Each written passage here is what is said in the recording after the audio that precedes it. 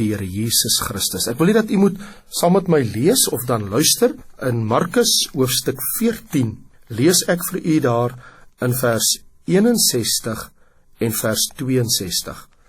Maar hy het stil gebly, dit is Jesus, en geen antwoord gegee nie. Weer stel die hoofpriester hom die vraag en sê vir hom: Is u die Christus, die Seun van die geseënde God? En Jesus sê: Ek is. Hier het ons 'n geweldige verklaring uit die woord van God, waar die vraag pertinent aan Jesus gestel was, deur die hoofpriester van Israel, op daardie stadium, dan nou Kajafas: Is u die Christus, die Seun van die geseënde God? En Jesus sê: Ek is. Wat baie interessant is, as 'n mens die hele Nuwe Testament as 'n geheel neem, en jy begin kyk wat Jesus self oor homself sê, en ook wat die apostels oor hom geleer het, 'n mens 'n baie breë prentjie kry van wat hier gebeur. Ek wil graag dan die geleentheid gebruik om nou met u te praat oor die Here Jesus Christus. As ek die woord gebruik, of die titel, of die benaming Jesus, dan het dit te doen met wat daar staan reeds in Matteus hoofstuk 1, dat hy sal gebore word en hy moet genoem word Immanuel, ook Jesus, want dit is hy wat sy volk van hulle sondes verlos. Immanuel, wat beteken God met ons, maar jy moet hom Jesus noem, want dit is hy wat die volk van hulle sondes verlos. So as ek sê Jesus, dan verwys ek na die een wat my van my sondes verlos het. As ek sê Jesus Christus, en ek gebruik die woord Christus, ek koppel dit aan Jesus, dan praat ek van hom wie die Messias is. Jesus, die een wat my van my sondes verlos, Christus, Jesus Christus, my Messias, die gesalfde van God, die een wat deur God gesalf is, deur God gestuur is. En dan wanneer ek sê Here Jesus Christus, en ek gebruik die benaming of die titel Here, Adonai, en ek koppel Here aan Jesus. Paulus was baie lief om die woord te gebruik, die benaming van die Here as Here Jesus.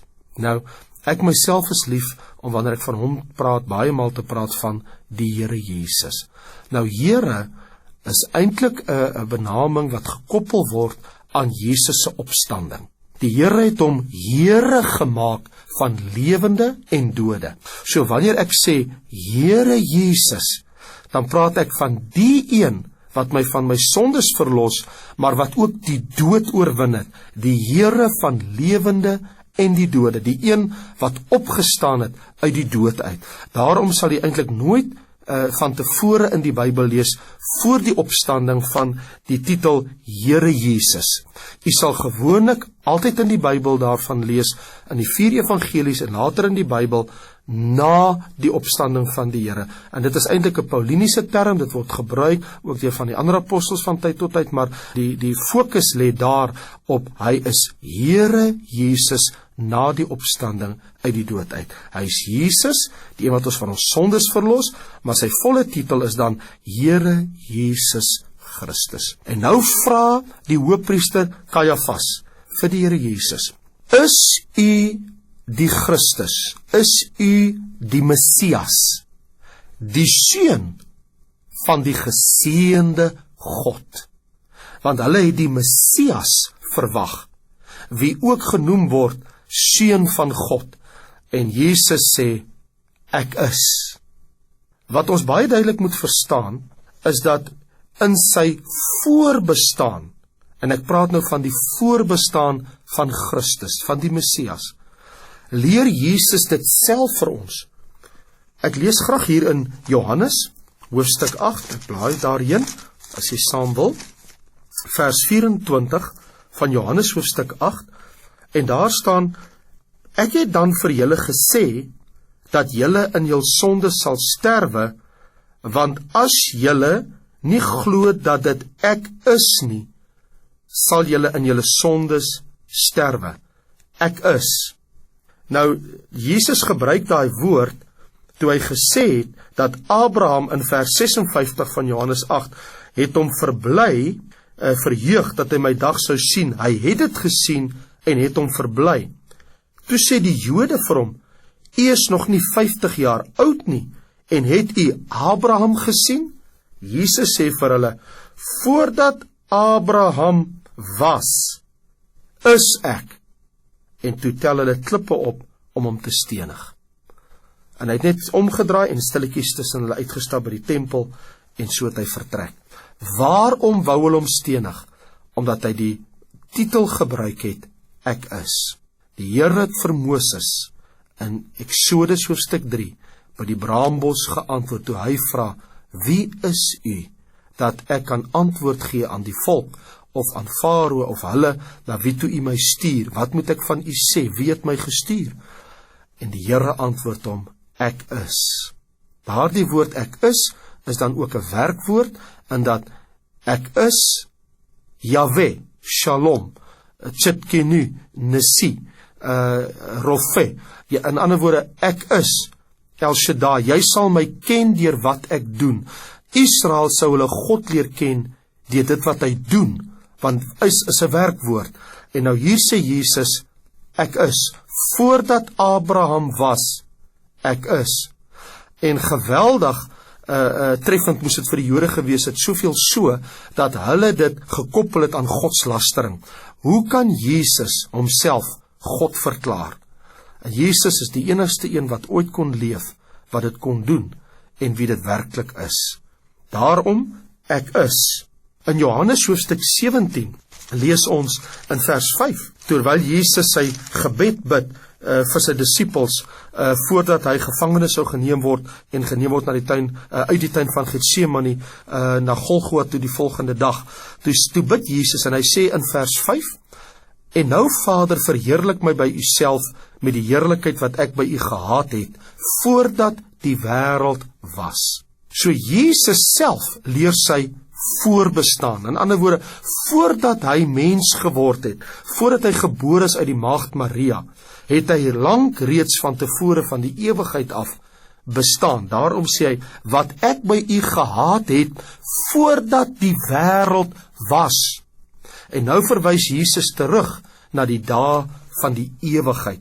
Ons lees ook daar in die 24ste vers, waar hy sê, Vader, ek wil dat waar ek is, hulle wat u my gegee het, ook saam met my sal wees, sodat hulle my heerlikheid kan aanskou, wat u my gegee het, omdat u my lief gehad het, voor die grondlegging van die wêreld. En hier is die verklaring, nog voordat die wêreld gegrondves was, het ek reeds bestaan. In sy gebed voor al sy disippels doen hy hierdie geweldige verklaring.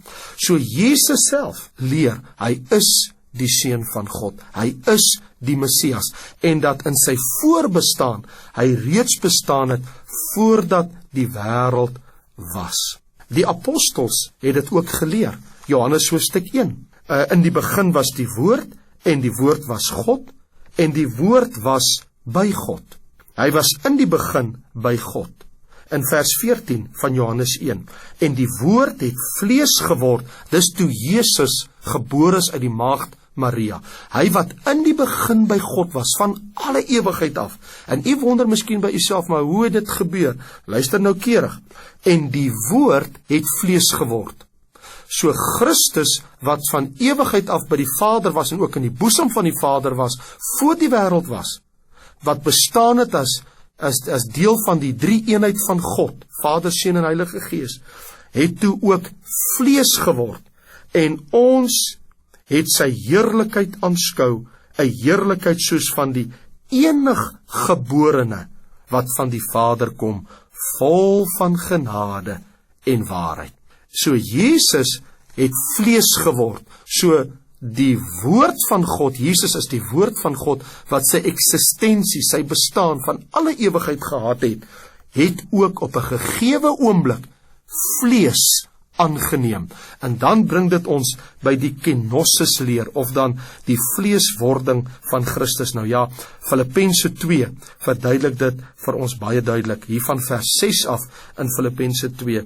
Want hy wat in die gestalte van God was, hier kan u dit sien, Christus van ewigheid af, die woord van God, wie die ek is, hy wat in die gestalte van God was, het dit geen roof geag om aan God gelyk te wees nie, maar het homself ontledig deur die gestalte van 'n diensknegt aan te neem en aan die mense gelyk geword. Kan jy sien wat het gebeur? Hy, wie in die gestalte van God was, het bykomstig die gestalte, die vorm van 'n diensknegt aangeneem, 'n slaaf, aan mense gelyk geword, soos u en ek, en in gedaante gevind as 'n mens. Dis nou vers 8 van Filippense 2, het hy homself verneder deur gehoorsaam te word tot die dood toe, ja, die dood van die kruis. Hier kan u baie duidelik sien wat het gebeur, dat Christus, wie God was, wie die woord van God is, het vlees aangeneem, hy het mensheid aangeneem en mens geword, en so het hy soos u en ek vlees geword, mens. Ons lees ook in Kolossense 1 vers 17, hy is voor alle dinge en in hom hou alle dinge stand. So ek moet die prentjie moet u nou kan sien as 'n geheel. Christus was voor alle dinge. Jy weet, Hebreërs hoofstuk 1 vers 2 gaan ook so ver as om te sê, hy wat as erfgenaam van alles aangestel het, deur wie hy, God die Vader, ook die wêreld gemaak het. So God die Vader het ook deur Christus die wêreld gemaak. Kolossense bevestig ook in vers 16, in hom is alle dinge geskape wat in die hemel en op die aarde is. So Christus was daar, lank voordat daar 'n hemel en 'n aarde was. Voordat daar enige geskapenheid was Christus reeds daar. Die apostels leer dit vir ons sien dit hierso in Kolossense, ons sien dit in Filippense, ons sien dit ook in die evangelie van Johannes, ons sien dit ook in die skrywer van die boek Hebreërs. Christus self het dit ook vir ons geleer. Voordat Abraham was, is ek. Nou, daardie voorbestaan van Christus was dan van ewigheid af, maar die moment toe die Here Jesus mensheid aangeneem het, is hy gebore uit die maagd Maria. En hoe dit sou plaasvind, hierdie kenosis leer, verduidelik die Bybel ook vir ons in Lukas 1, dat die Heilige Gees sal jou oorskadu, en hy wat uit jou gebore word, sal seun van God genoem word. Dat die woord van die Here sê, hy sal seun van God wees, jy moet hom Jesus noem. Vers 35 van Lukas 1, antwoord die engel vir Maria, en sê, die Heilige Gees sal oor jou kom, en die krag van die Allerhoogste sal jou oorskadu. Daarom ook sal die Heilige wat gebore word, seun van God genoem word. En in vers 31, jy sal swanger word en 'n seun baar, en jy moet hom Jesus noem. Let nou keurig, die maagd word swanger, sonder dat 'n man met haar gemeenskap sou hê.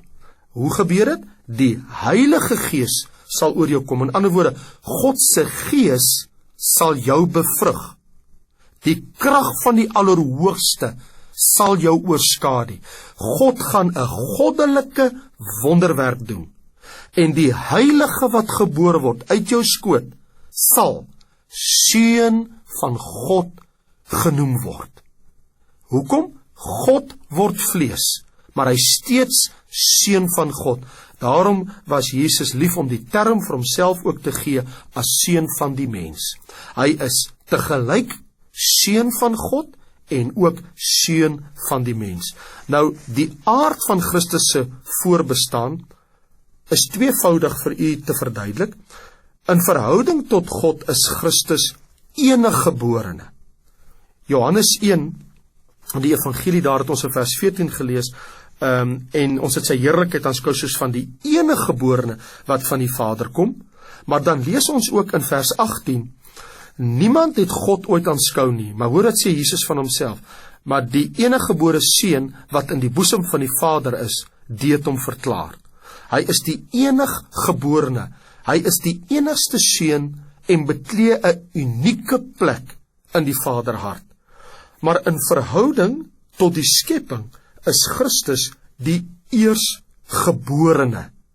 Daarom lees ons ook in Romeine 8 in die 29ste vers. Soveel woorde staan daarop geteken, want die wat hy van tevore geken het, het hy ook van tevore verordineer om gelykvormig te wees aan die beeld van sy seun, sodat hy die eersgeborene kan wees onder baie broeders. So Christus is die eersgeborene. Nou, hoe moet ons dit verstaan? Hy is die eersgeborene uit die dode. Die term eersgeborene moet ons koppel aan Jesus se opstanding uit die dode. Luister wat sê vers 18 van Kolossense 1. Hy is die hoof van die liggaam, Christus, die liggaam naamlik die gemeente.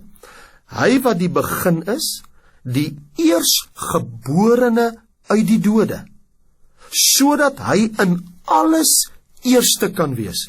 So Jesus is nie net enige geborene nie, hy is ook eersgeborene. Let wel, nie eers geskapene nie. Christus is nie geskapen nie.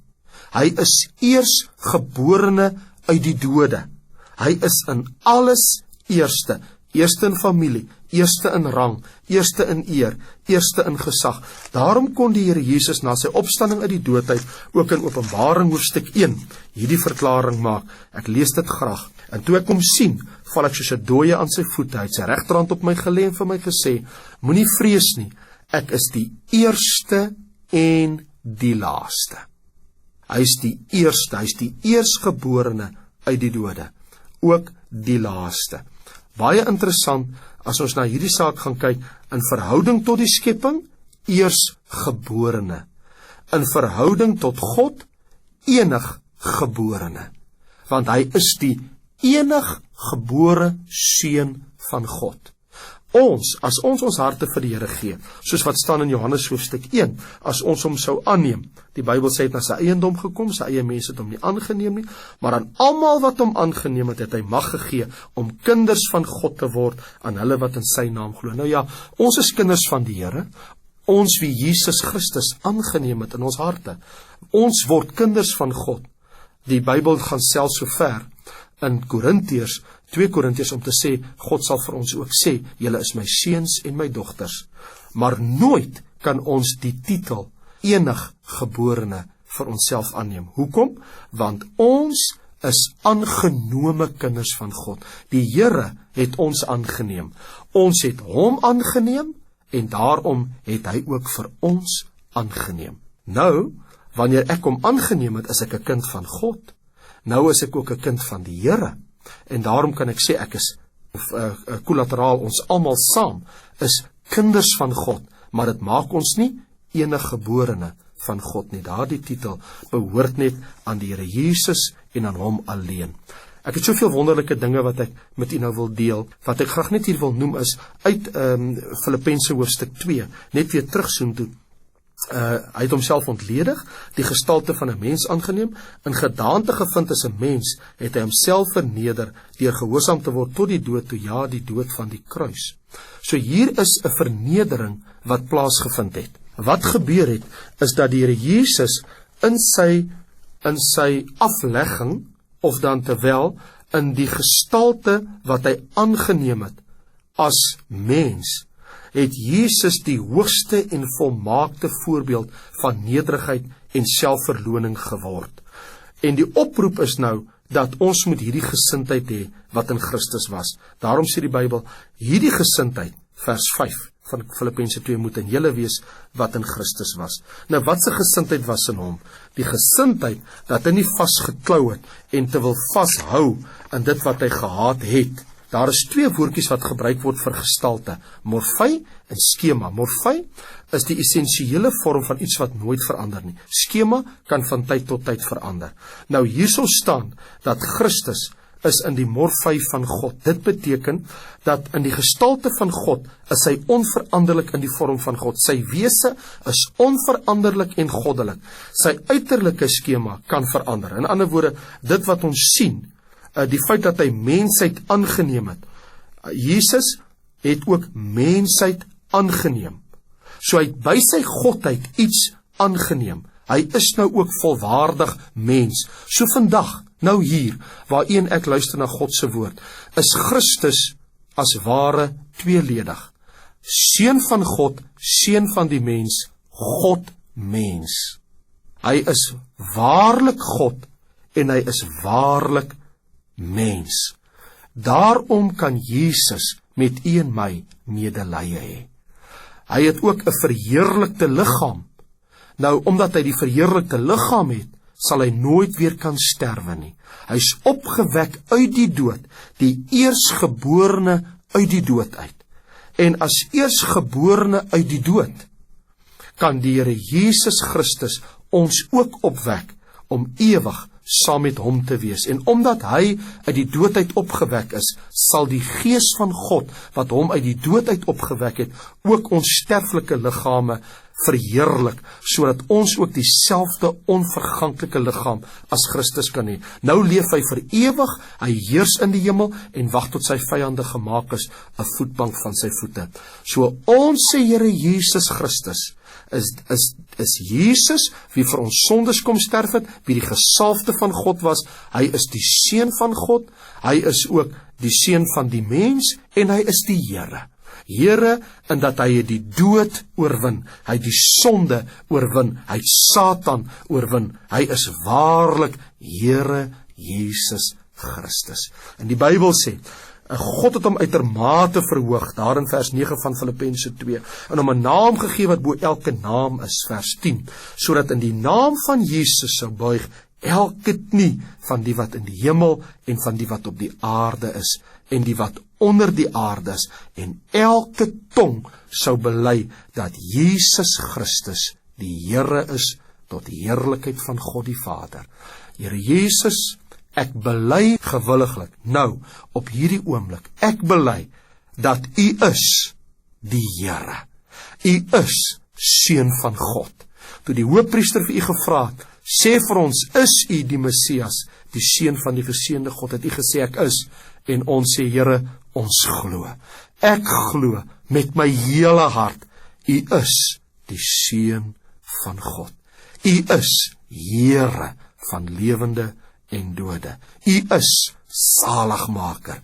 U is verlosser. U is Christus. Mag die Here u baie ryklik seën. Ek kyk uit om weer met u te skakel by Fokus op die Woord. Ek wil baie graag hê dat u aan my skrywe. U kan aan my skryf, Pastoor Raymond Lombard, by Fokus op die Woord. Ek gaan vir u Radio Tygerberg se posadres gee. Posbus 4321.